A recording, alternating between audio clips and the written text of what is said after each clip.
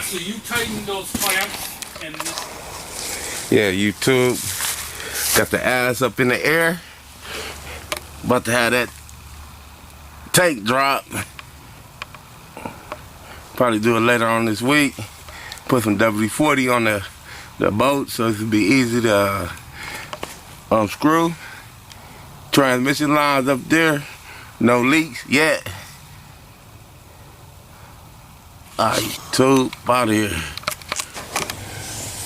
Yeah, YouTube, we got the transmission lines up there. And I got the ones in the back on too. So we finna start this baby up and see how I get any drips.